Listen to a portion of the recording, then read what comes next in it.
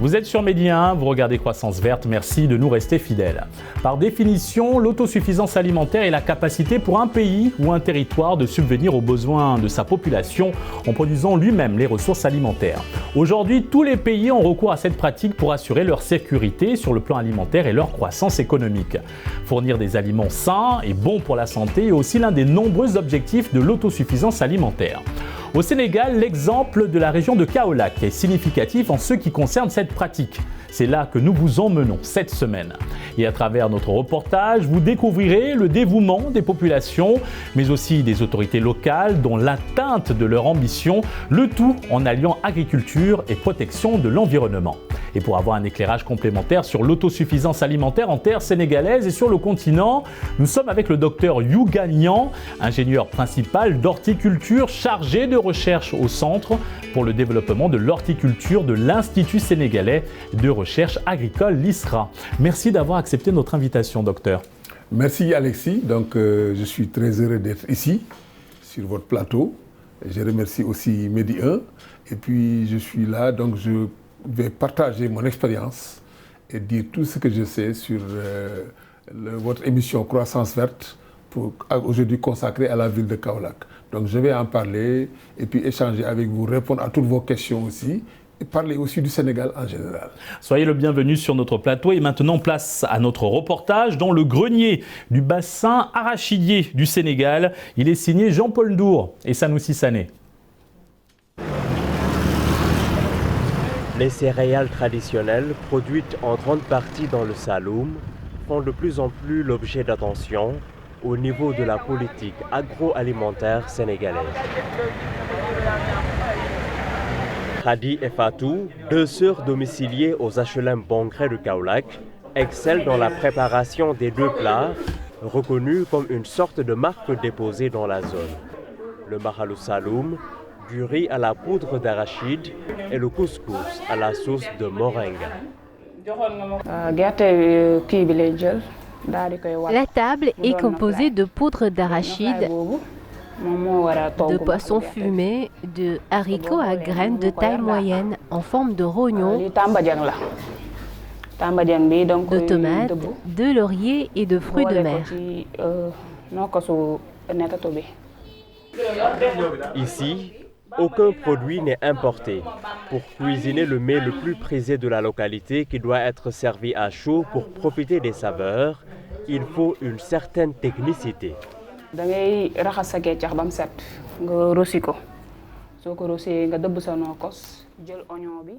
Il faut nettoyer les fruits de mer et, si nécessaire, les faire bouillir quelques minutes dans une casserole pour enlever le sable. Nettoyer à l'eau claire le poisson fumé pour enlever l'excédent de sel. Ajouter la moitié d'un oignon émincé dans la marmite.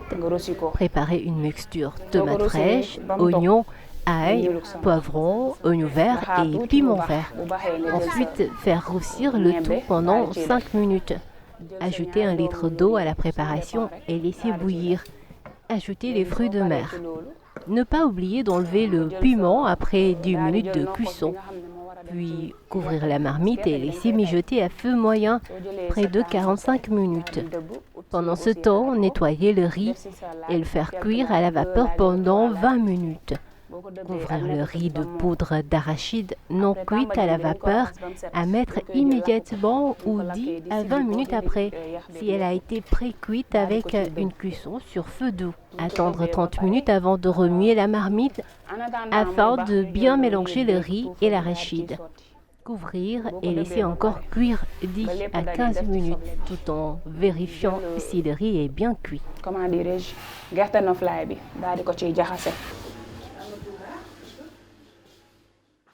Dans cet ancien royaume de l'ouest du Sénégal, le couscous y est aussi très aimé. Sa préparation peut prendre plusieurs heures. Les sauces qui l'accompagnent peuvent tout de même différer.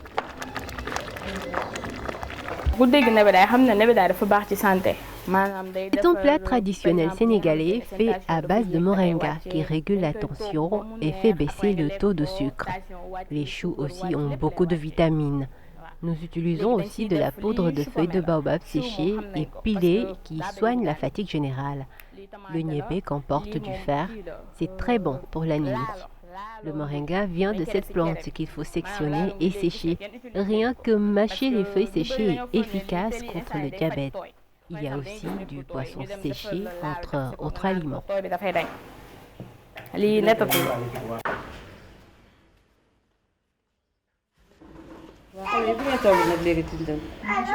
La maman se réjouit du fait qu'avec ses 2 filles, la relève est bien assurée.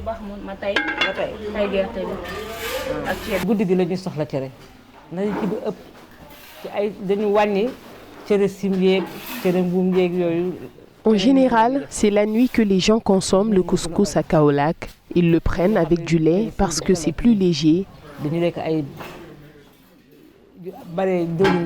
La nouvelle génération de filles et de femmes a bien été formée ici. La preuve, avec mes filles, elles tiennent bien le foyer.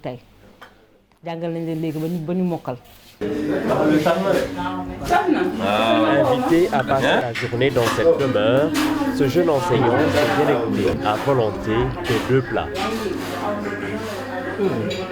Vraiment, man cere bi daf maa yóbbu fu sori dama yóbbu damay fàttaliku sama benn maam bu demaan vacances ñu naan toggee cere. La dégustation du couscous a réveillé en moi beaucoup de souvenirs. Quand j'allais en vacances chez ma grand-mère, mes cousins et moi volions son couscous tellement que c'était succulent. Je ressens actuellement ce même goût dans ces plats 100% naturels et cuisinés aussi par des femmes de mon âge. C'est comme si je suis en train de croître. J'ai même envie d'en ramener à la maison.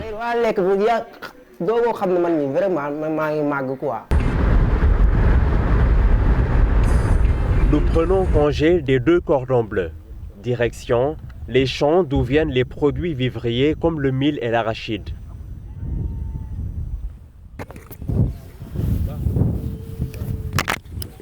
Nous sommes à Touba Diaglé, à 5 km de Kaolack.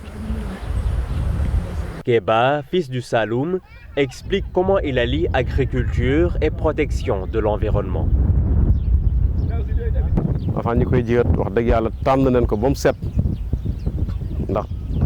Avant de s'aimer, nous trions les meilleures graines d'arachide. C'est pourquoi le tracé est si joli. L'arachide a beaucoup de vertus et vous le savez très bien. Après quelques mois, nous allons procéder à la récolte. Ensuite, nous arrachons les plants à la fourche-bêche. Nous les secouons et laissons sécher 2 ou 3 jours au soleil. Les animaux peuvent se nourrir en foin issu de la récolte. Il y en a 2 façons, un plus doux pour les moutons, les chèvres, et un autre plus dur pour les chevaux et les ânes. Nous pouvons extraire l'huile d'arachide, c'est naturel et en connaissant l'origine. Parfois, certains essaient de nous faire croire que l'huile importée d'Europe est meilleure. Dieu a doté chaque contrée de ce qu'il peut faire de mieux pour alimenter les habitants.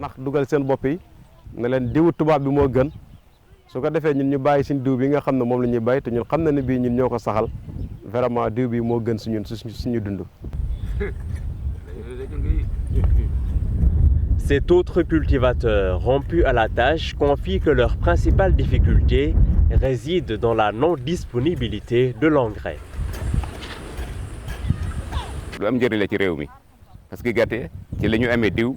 L'arachide est très important pour le Sénégal.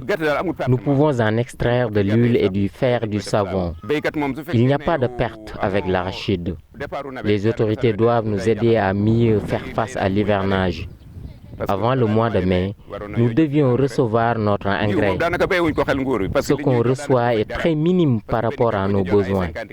Que représentent 50 kg de coque d'arachide par famille? C'est pourquoi nous prenons nos dispositions. 3 pluies sont déjà tombées. Nous prions pour un hivernage pluvieux.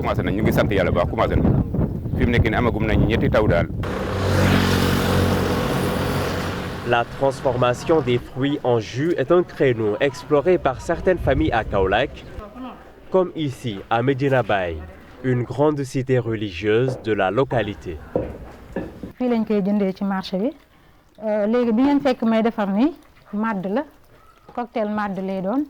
Nous achetons tous ces fruits dans le marché local. Là, je concocte un cocktail de mad, Sabah sénégalensis de son nom scientifique, et un cocktail de mangue. Nous venons à peine de commencer et c'est destiné à la consommation familiale et à la commercialisation. Nous n'aurons plus besoin d'acheter du jus. J'ai déjà fait du jus d'oseille rouge et blanc, de même que le tamarin et le gingembre. Il y a du sirop et du jus. Nous avons reçu la formation à la Chambre de commerce de Kaolack. Tamarin aussi, même chose. Formation aussi, fii lañ ko defee Kaolack. Chambre de commerce lañ doon defee formation bi. À la Chambre de commerce, d'industrie et d'agriculture de Kaolack, l'unité de formation et de transformation agricole consulaire fonctionne au rythme d'un slogan, une entreprise, un emploi déclaré. Des femmes organisées en coopératives mixtes composées de commerçants, d'artisans, mais surtout de transformatrices des ressources locales, représentent à peu près 60% de l'effectif. Fii dañuy defar céréales locales bi à base de mil bi lépp lañ ciy def maïs. Nous transformons beaucoup de céréales, surtout le mil et le maïs. Nous faisons aussi du sirop et du jus. Bref, nous transformons tout ce qui n'a pas de produits chimiques. Grain de mil bi dañ koy jël def ko araw dañ ciy def aussi sankal, caakri, couscous. Nous avons un broyeur de pâte d'arachide, un torréfacteur à gaz, un moulin à mil, une décortiqueuse à mil et un séchoir à gaz électrique.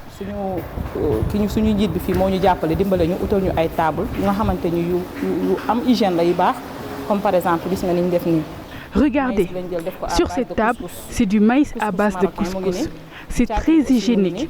Après emballage et étiquetage, nous vendons partout nos articles.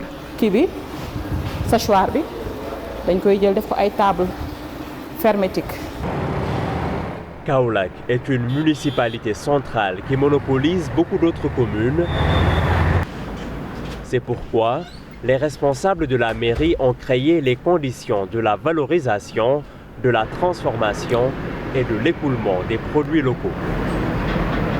Nous pouvons dire que nous sommes en train d'organiser le marché de sorte que tous ceux qui s'activent dans ce domaine puissent trouver au niveau du marché de Kaolack les endroits les mieux préparés pour les recevoir dans d'excellentes conditions et puis aussi arriver à créer les conditions favorables là-bas pour que les populations clientes puissent se déplacer jusque là-bas et que donc les chargés aussi de valoriser ces productions puissent accéder à ces ressources, à ces matières premières pour les transformer et ensuite arriver à les écouler aussi sur le même marché parce que nous avons un des plus grands marchés centraux du Sénégal.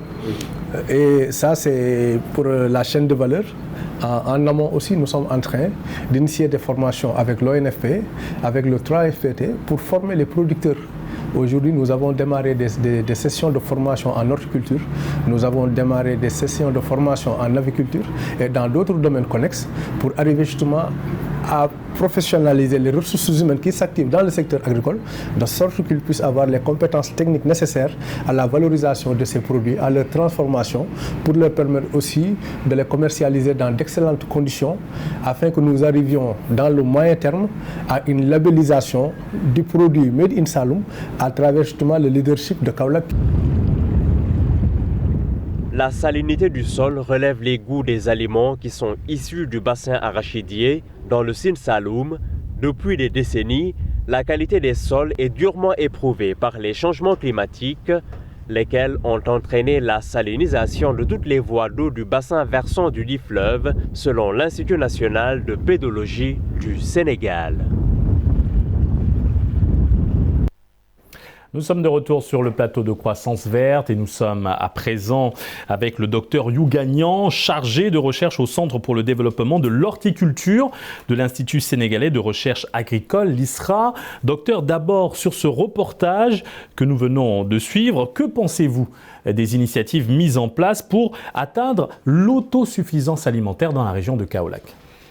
Bon, merci beaucoup encore Alexis. Donc la région de Kaolack, autrefois, c'était l'une des plus belles régions du Sénégal, l'une des plus grandes régions du Sénégal, aussi bien du point de vue environnemental que du point de vue économique. Je pense que les autorités de notre pays doivent les appuyer davantage du point de vue institutionnel pour mieux se développer. Parce que quand même, la région de Kaolack, c'était une région productrice de riz pluvial, d'arachide. C'était pratiquement la première région de production d'arachide du Sénégal. Le mil. Donc, c'était une région, a priori, qui était presque autosuffisante. Maintenant, ce qu'il faut faire maintenant, parce qu'il y a eu la dégradation de l'environnement. Mais c'est une région qui, du point de vue pluviométrique, a une assez bonne pluviométrie, qui n'est pas très loin de 1 mètre, 1000 mm. Je pense que ça tourne autour de 800 mm comme ça. Donc, il suffit maintenant de consolider ces acquis, de les renforcer, de repeupler l'environnement avec les forêts qui ont été dégradées, de lutter contre la salinité, parce que quand même, il faut voir qu'il y a beaucoup de dégradation de terre due à la salinité et aussi à l'érosion. Et aussi, l'État, à travers donc, le gouvernement du Sénégal, le ministre doit encore renforcer davantage la région de Kaolack pour qu'elle ait des semences de qualité. Et à ce niveau-là, l'ISRA doit jouer un rôle primordial.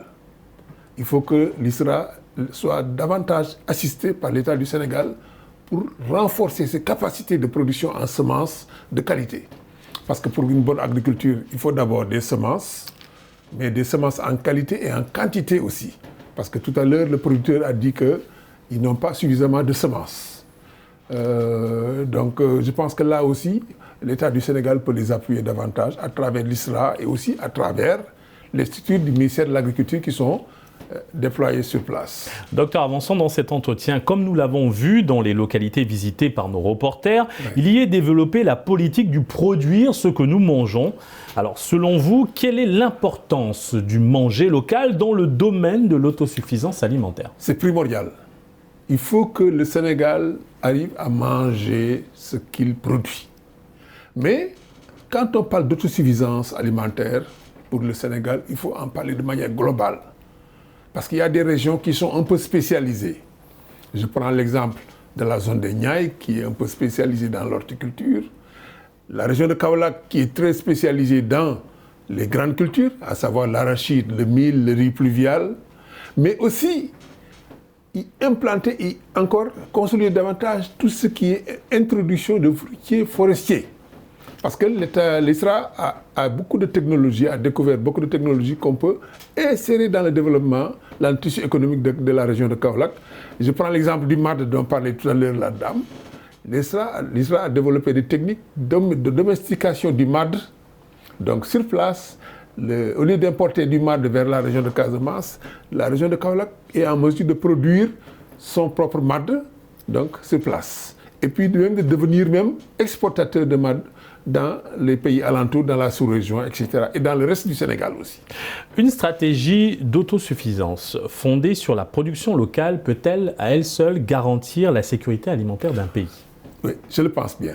Je le pense. Quand je prends l'exemple du riz, qui est notre principale alimentation, actuellement, je pense que les autorités sont en train de faire beaucoup d'efforts, mais pas seulement, ça ne peut pas se cantonner seulement à la région de Kaolack. Il faut que ce soit fait de manière un peu globale. Il y a la vallée du fleuve qui fait le riz irrigué, où il est possible de cultiver au moins deux campagnes de riz par an. La région de Kaolack, qui le fait de manière pluviale, ne peut faire qu'une seule campagne. Sauf si les autorités arrivent à bien maîtriser l'eau, pour qu'on puisse à l'avenir y implanter des périmètres irrigués pour faire des cultures de riz de contre-saison. Là aussi, dans ce cas, je pense que ce serait une très bonne chose pour la région de Kaolack. Mais je pense que les potentialités de Kaolack, de la région de Kaolack, sont énormes. Et je pense aussi, je crois bien que la région de Kaolack peut bien être autosuffisante avec l'appui un peu des autres régions de notre pays. Docteur Nguyen, comment allier promotion de l'autosuffisance alimentaire avec le respect et la préservation de l'environnement? Ouais, tout à l'heure, je disais que Kaolack a été dégradé. Les forêts ont été dégradées. Il y a eu beaucoup de salinisation. Et pour ça, il faut que l'État appuie les compétences locales, un peu les autorités locales, à essayer de repeupler les forêts. Le ministère de l'Environnement a repeuplé les forêts parce qu'en repeuplant les forêts, on peut restaurer la fertilité des sols, on peut restaurer un peu l'équilibre climatique et aussi on peut même arriver à y insérer des spéculations qui étaient pratiquées dans d'autres régions qu'on peut amener dans la région de Kaolack et aussi y développer les cultures horticoles. Il faut que les cultures horticoles puissent être développées dans la région de Kaolack, mais pour cela, il faut une bonne maîtrise de l'eau et il faut aussi une désalinisation des terres. Je sais que l'État a beaucoup de projets pour la construction de digues, de diguettes et tout ça, pour limiter un peu, pour même réhabiliter des parcelles qui avant étaient un peu gagnées par la salinité, pour que ces parcelles-là soient cultivées dans le cadre de l'horticulture et aussi dans la production de céréales locales comme le riz, le mil, etc.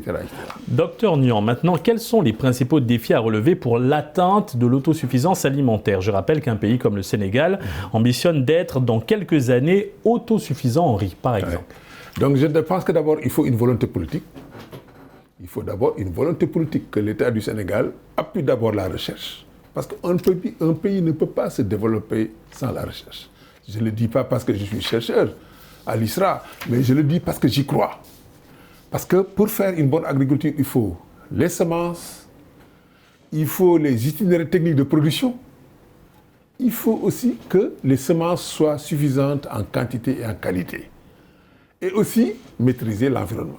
J'ai dit tout à l'heure qu'on doit repeupler les forêts de la région de Kaolack. Et quand je dis l'agriculture, c'est un peu dans un sens un peu large, l'agriculture au sens large. Aussi bien l'agriculture pluviale, l'horticulture, la pêche, la foresterie, etc., de manière globale. Je pense qu'en le faisant, la région de Kaolack peut bien être autosuffisante. Docteur, l'État sénégalais a mis en place plusieurs subventions pour améliorer la production. Cependant, beaucoup d'organisations agricoles semblent ne pas assez en profiter. Comment remédier à cela? Avec une meilleure implication des producteurs. Il faut d'abord continuer à organiser les producteurs, qu'ils soient en coopérative, et aussi les responsabiliser dans cette subvention. Et aussi, les producteurs doivent savoir que l'État ne peut pas leur fournir 100% de leurs besoins en engrais. L'État peut leur fournir peut-être 25%, mais il faut qu'ils s'organisent pour acheter les 75% restants. Mais ne pas tout laisser sur le dos de l'État. Donc, la subvention, qui dit subvention, dit résorption d'une partie des besoins. Mais l'autre partie qui reste, c'est les producteurs bien responsabilisés, bien informés, bien sensibilisés qui doivent s'en charger pour mettre à leur disposition ces intrants, pour avoir une quantité d'intrants suffisante pour leur culture, pour décrocher des rendements corrects. Et aussi, je pense que aussi l'encadrement rapproché des techniciens de l'agriculture. La recherche est là, l'encart est là pour la sensibilisation des producteurs. Il y a aussi les DRDR, les directions régionales de développement rural et les directions départementales de gestion. Il faut que ces structures-là aussi aient plus de moyens pour mieux encadrer, donc ce que j'appelle un encadrement rapproché, pour mieux former les paysans, pour mieux les sensibiliser à produire mieux et plus. Selon vous, la pandémie à coronavirus a-t-elle renforcé la détermination des États africains dans leur ambition de souveraineté alimentaire? La pandémie a joué un rôle de jurisprudence. Tout le monde sait maintenant que les gens doivent être autosuffisants. Parce que cette pandémie a montré qu'à un certain moment, c'était chacun pour soi. Parce que les pays développés n'acceptaient plus. Comprenez que des autres continents viennent, etc., etc. Donc, il fallait que les populations sachent que chacun doit travailler pour son propre pays, sinon les gens allaient mourir de faim. Donc, au niveau du Sénégal, cette sensibilisation, les gens l'ont faite. Et puis, les producteurs savent maintenant que même s'il y a la pandémie, il faut qu'il y ait production pour que les gens puissent manger. Et il faut donc que la marmite puisse bouillir pour que les êtres vivants puissent être vivants. Donc, maintenant, comment protéger les producteurs locaux de la concurrence étrangère? Donc voilà, je pense qu'il y a un début à cela. Il faut une meilleure organisation. Je prends l'exemple de l'horticulture. Pendant les périodes de production, l'État du Sénégal bloque les importations. Donc d'abord, au départ, il faut des intrants de qualité à mettre à la disposition. Je pense qu'il y a déjà des pas assez importants qui ont été effectués à ce niveau-là. Mais protéger la production locale. Il faut bien protéger la production locale, mais aussi, il faut que les producteurs sénégalais aussi produisent beaucoup plus de qualité. Je prends l'exemple de l'oignon. L'exemple de l'oignon, il y a beaucoup d'oignons. On produit énormément d'oignons, mais peut-être dans cette production, il n'y a que peut-être 40% qui est de qualité. Le reste, c'est des oignons qui sont gorgés d'eau. Et il faut que les producteurs sénégalais produisent mieux et plus. Donc pour cela. Et aussi, il faut que les producteurs sénégalais respectent les normes environnementales, surtout vis-à-vis des pesticides.